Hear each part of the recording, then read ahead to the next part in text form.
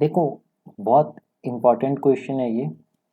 अगर आप इसको समझो ध्यान से, आपके पास इंटीजर्स है, ये भी इंटीजर्स के रिंग है। कितनी पॉसिबल रिंग होमोमॉर्फिज्म्स आप क्रिएट कर सकते हो?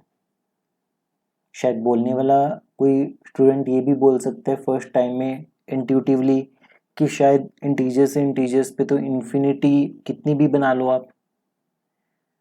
और ये स्टेटमेंट बहुत बार कॉम्पिटिटिव एग्जाम्स में भी पूछी जाती है कि इंटीजर से इंटीजर्स पे कितनी रिंग होमोमॉर्फिज्म्स है। नीचे ऑप्शन दिए होते हैं 0 1 टू इन्फिनिटी। ठीक है, तो इसका आंसर है केवल दो होमोमॉर्फिज्म्स बनेंगी। एक बनेगी जीरो, दूसरी बनेगी आइडेंटिटी। ठीक है, जीरो में तो क्या होगा, जितने भी यहाँ पे इंटीजर्स है वो सारे जीरो पे ही जा रहे हैं। और आइडेंटिटी में क्या होगा, सारे एलिमेंट आइडेंटिटी पे ही जाएंगे। तो इसका प्रूफ डेवलप करते हैं कि कैसे हम इसे प्रूफ करेंगे। ठीक है, सबसे पहले केस वन ले लिया हमने। केस वन में हमने ले लिया कि मान लेते हैं कि f from z to z एक मैपिंग है, f of zero equal to zero. तो क्लियरली यहाँ से क्या आ गया, f is a zero ring homomorphism. Zero ring homomorphism, ये हमें प्रूफ नहीं करना, ये हमें पता ही है कि जीरो रिंग होमोमॉर्फिज्म होता है। सेकंड केस पे मूव ऑन करते हैं, केस नंबर टू पे। केस नंबर टू में आपके पास क्या हो गया, हमें यहाँ पे एक प्रॉपर्टी अप्लाई करनी है क्योंकि z एक इंटीग्रल डोमेन है। z क्या है, एक इंटीग्रल डोमेन है। तो इंटीग्रल डोमेन में आपके पास क्या होते हैं, यूनिटी एलिमेंट होते हैं।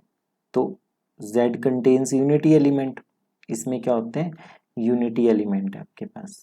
जैसे इस तरफ वन है, तो ये f एक होमोमॉर्फिज्म है z टू z।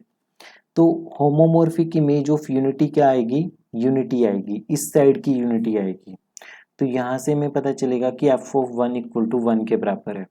ठीक है, because z is integral domain, z contains unity, homomorphic image of ring with unity, homomorphic image of ring with unity is a ring with unity, is a ring with unity।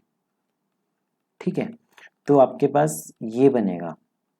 तो ठीक है, मतलब कि इसका मतलब F of one one के बराबर आ गया। ठीक है, अब दो केस बनेंगे आपके पास इसमें कि सबसे पहले अगर n आपके पास कोई पॉजिटिव इंटीजर है, पॉजिटिव इंटीजर है तो एफ ऑफ एन होगा आपके पास। तो एफ ऑफ एन को कैसे लिखोगे, F of one plus up to one लिखोगे आप। ठीक है, एन टाइम्स होगा ये सारा, ये क्या होगा, एन टाइम्स लिखा जाएगा। तो इसे किसके को लिखोगे, F of one plus up to F of one के बराबर लिखोगे। एफ ऑफ वन किसके बराबर है, वन के बराबर, one plus up to one के बराबर आ गया, ये एन के बराबर आ गया आपके पास। तो यहाँ से क्या पता चला, एफ ऑफ एन तो एन के बराबर आ गया। ठीक है, अगर एन पॉजिटिव इंटीजर है। सेकंड केस क्या बनेगा कि एन अगर नेगेटिव इंटीजर है कोई, एन अगर नेगेटिव इंटीजर है तो एफ ऑफ एन है आप। तो एफ ऑफ एन को कैसे लिख सकते हो, एफ ऑफ माइनस एम लिख सकते हो। ठीक है ना, एन को लिख सकते हैं माइनस एम, और यहाँ पे फिर हम इसे लिखेंगे माइनस एफ ऑफ एम के बराबर लिखेंगे। ठीक है, माइनस एफ ऑफ एम, तो माइनस, अब एफ ऑफ एम को क्या लिखेंगे, ये तो ऊपर वाला केस अप्लाई हो जाएगा इसके ऊपर, माइनस एम।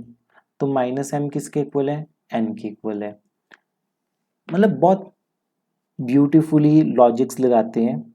हमने एन नेगेटिव नंबर लिया, कोई भी नेगेटिव नंबर जैसे -5 है, तो एन को लिख सकते हैं ना माइनस इंटू 5, तो एन को लिखा -5 लिख दिया। प्रेजेंटेशन है, एन नेगेटिव नंबर था तो negative number minus M type का होता है ना, तो एफ ऑफ एन लेके चले, F of minus M, minus common निकलते हैं। ये हमने लेक्चर 1 में रिंग होमोमॉर्फिज्म में किया था। माइनस आ गया, एफ ऑफ एम बचा।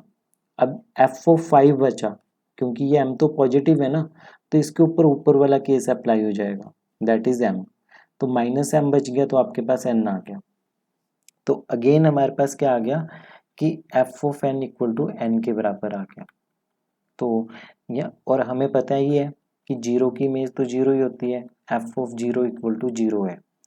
तो यहाँ से क्या पता चला, यहाँ से पता चला कि जो एफ है वो आपके पास आइडेंटिटी होमोमॉर्फिज्म है।